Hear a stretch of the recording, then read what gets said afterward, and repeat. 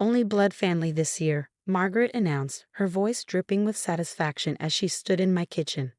We're going back to our traditional party dinner.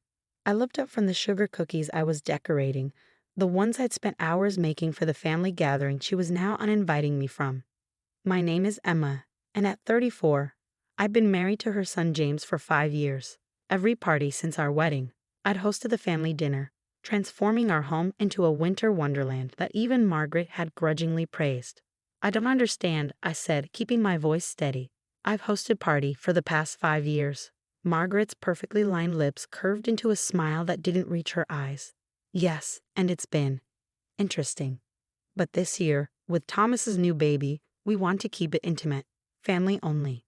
Thomas was James's brother, and his wife Jessica had just given birth to their first child. Jessica, apparently, was invited despite also being an in-law. The distinction wasn't lost on me. Jessica will be there, I asked, already knowing the answer. Well, of course, Margaret waved her hand dismissively. She's different. She's the mother of my first grandchild.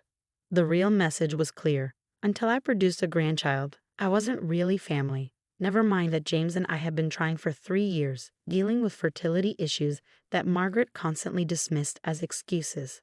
I see, I said quietly, setting down the piping bag. And James knows about this. Oh, he understands. Family traditions are important. Margaret touched one of the cookies, leaving a perfectly manicured fingerprint in my careful decorating. These are a bit amateur, aren't they? Jessica's taking a professional baking course. I took a deep breath, remembering the recipe was my grandmother's, the same one I'd used every party since I was old enough to reach the counter. The same cookies that James said reminded him of his own grandmother's baking. Well then, I smiled, surprising myself with how calm I felt. Thank you for letting me know. Margaret blinked, clearly thrown by my lack of protest. She'd come armed for a fight, ready to defend her decision with the arsenal of subtle jabs she perfected over the years. That's it, she asked, suspicion creeping into her voice. Of course, it's your decision. Family only, I completely understand. She lingered for a moment, perhaps waiting for tears or pleading, but I simply returned to my cookies, humming Silent Night under my breath. Finally, she gathered her designer purse and headed for the door. Dinner's at 6 on party eve, she called over her shoulder. I'll tell James to bring that sweet potato casserole you usually make. Jessica found a better recipe for him. After she left, I sat at my kitchen counter, looking at the cookies I'd spent all morning perfecting. 5 years of trying to win Margaret's approval, of hosting perfect dinners, of swallowing her backhanded compliments and subtle digs about my inability to give her grandchildren. I picked up my phone and called my best friend, Sophia. She did what? Sophia exclaimed after I explained the situation. Uninvited me from party. Family only, I repeated, surprised by how steady my voice remained. That witch. What did James say? He's at a conference until tomorrow. She made sure to come when he wasn't here. You have to tell him. I looked around my kitchen at the boxes of party decorations I'd pulled out that morning, at the schedule for party dinner I'd already planned out. No, I said slowly, an idea forming. No, I don't think I will. In fact, I have a better plan. Emma? Sophia's voice held a note of concern. What are you thinking? Remember that community center you volunteer at? The one that hosts party dinner for families in need? Yes. How many people do they usually serve? About 100, but they're always short on food and volunteers. Why? I looked at my perfectly decorated cookies, at the extensive menu plan I created, at the decorations waiting to transform my home. Because this year, they're going to have the best party dinner they've ever seen, and I'm going to need your help. I'm listening, Sophia said, and I could hear the smile in her voice. First, we need to make some calls. I know exactly how to use my party dinner budget this year. As I outlined my plan to Sophia, I felt lighter than I had in years. Margaret wanted a family-only party. Fine. But she was about to learn that family isn't always about blood. Sometimes it's about who you choose to share your table with. The next few days would be busy, but for the first time since Margaret's visit, I was actually looking forward to party. Sometimes the best revenge isn't about getting even, it's about doing better. One more thing, I told Sophia before hanging up. Don't make any plans for party eve. We're going to need all hands on deck. "Count me in," she replied. "And Emma, she's going to regret this." "Oh, yes," I said, looking at my grandmother's cookie recipe. "Yes, she is." The next week flew by in a whirlwind of preparation. While Margaret posted daily updates about her traditional family party on social media, I was quietly orchestrating something much bigger. James returned from his conference, and as I predicted, came home with Margaret's version of events. "Mom says you're okay with skipping party this year," he said cautiously, watching me chop vegetables in the kitchen. "She mentioned you had other plans." I smiled, keeping my tone light. "Oh yes, I'm helping with a community dinner. Don't worry about me." He looked confused, clearly expecting the hurt or anger Margaret had probably warned him about. "Are you sure? I can talk to Mom." "Absolutely sure," I replied, reaching up to kiss his cheek. "Your mom wants a traditional family party. I respect that. Besides, I'm excited about my plans." Over the next few days, I watched James grow increasingly uneasy with my cheerful acceptance. He'd come home to find me baking dozens of cookies, preparing freezer meals, or coordinating with Sophia on the phone. Each time he asked if I was really okay, I assured him I was better than okay. The community center was thrilled with my offer to help. When I mentioned I'd be bringing enough food for 100 people, complete with decorations and gifts, the coordinator nearly cried. "We usually struggle to provide the basics," she explained. "This is like a party miracle." What Margaret didn't know was that I'd been saving all year for party dinner, planning to make it extra special. Now, instead of spending it on her ungrateful family, every penny would go toward making party memorable for people who would actually appreciate it. Sophia and I spent days transforming the community center. We hung twinkling lights, set up party trees, and created centerpieces for each table. My grandmother's cookie recipe was multiplied tenfold, and the freezer was stocked with casseroles and sides. 3 days before party eve, Margaret called. "James says you're working at some soup kitchen." Her voice dripped with disdain. "Really, Emma, there's no need to be dramatic. If you like to come to dinner, you only need to ask." I stirred the pot of homemade hot chocolate on my stove, smiling at her transparent attempt to make me beg. "Thank you, Margaret, but I'm quite excited about my plans. The community dinner is going to be wonderful." "Community dinner?" she scoffed. "Serving food to strangers instead of being with family? What will people think?" "They'll think I'm doing exactly what party is about, sharing joy with others." The silence on her end was satisfying. Finally, she spoke, her voice tight. "Well, I hope you enjoy your charity work. We'll be having a proper family celebration." "I'm sure you will," I replied cheerfully.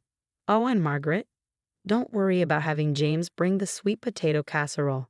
Jessica's new recipe probably won't go well with frozen turkey anyway."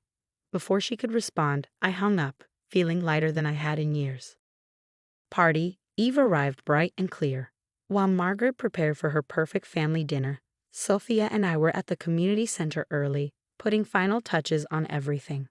The place looked magical, twinkling lights everywhere, tables set with real linens and decorated with pine centerpieces, a massive tree surrounded by wrapped gifts for the children. The kitchen smelled amazing. My grandmother's cookies were arranged on festive platters, homemade hot chocolate simmered in large urns, and the buffet tables were laden with traditional dishes, all made from scratch, all made with love. At 5:30, families started arriving. Their faces as they walked in, seeing the transformation, made every minute of preparation worth it. Children squealed at the sight of the tree and presents.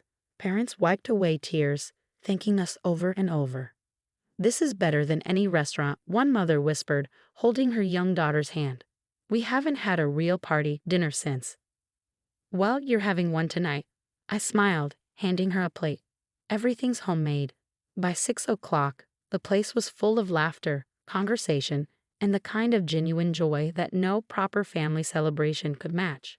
I was serving hot chocolate when my phone buzzed with a text from James. "Where are you?" "Mom's dinner is a disaster. Jessica's new recipe burned and the store-bought turkey is still frozen. Everyone's arguing." I looked around at the happy faces, at children decorating cookies at the craft tables Sophia had set up, at families enjoying a meal together without judgment or conditions. "I'm exactly where I need to be," I texted back, adding a photo of the beautifully decorated community center. "Having the best party eve of my life." My phone immediately lit up with calls from both James and Margaret. But I silenced it. They could wait. Right now, I had cookies to serve and carols to sing with my new extended family. One that didn't care about blood relations or grandchildren or perfect recipes. As I watched a young girl carefully decorate a cookie using my grandmother's recipe, I realized something important. Sometimes the family you choose is more precious than the family you're born into. And sometimes being excluded from one table leads you to build a bigger, better one of your own. The impact of that party Eve dinner rippled through our lives in unexpected ways.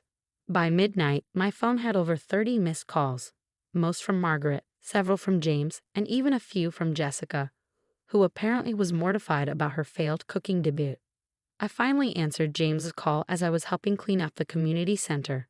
The joy of the evening still hummed in my veins as children left clutching presents and parents thanked us with tears in their eyes. Emma, James's voice was a mix of awe and regret. The photos you sent, did you organize all of that? Yes, I said simply, watching Sophia pack leftover cookies to send home with the volunteers. This is what I chose to do with our party, budget instead of hosting your mother's perfect dinner. It's incredible, he paused. Mom's dinner was, well, it was awful. Everyone left early. She's furious. I'm sure she is, I replied, not feeling an ounce of sympathy. How's Jessica's recipe book working out? He let out a shaky laugh. Everything burned. We ended up ordering Chinese food, but most places were closed. Mom's still in tears about ruining her traditional family party. I thought about the families who'd just left our dinner. How many had said this was their first real party celebration in years? Sometimes traditions need to change, James. Sometimes we need to realize what really matters. The next morning, party day, I woke up to find James sitting at our kitchen counter, staring at the dozens of thank you notes that families from the community center had written. Why didn't you tell me? He asked softly. About Mom uninviting you, about all of this. I poured myself a cup of coffee, taking my time to answer. Because you needed to see who your mother really is without me pointing it out. And because I needed to prove something to myself. What's that? That I don't need your mother's approval to be part of a family. That I can create something beautiful and meaningful without her permission. He nodded slowly, picking up one of the cards covered in childish handwriting and glitter. You certainly did that. These people, they'll remember this party forever. So will your mother, I added, unable to keep the satisfaction from my voice. As if on cue, the doorbell rang. There stood Margaret, looking decidedly less polished than usual. Her eyes were red, her designer outfit slightly wrinkled. The newspaper, she thrust a paper at me.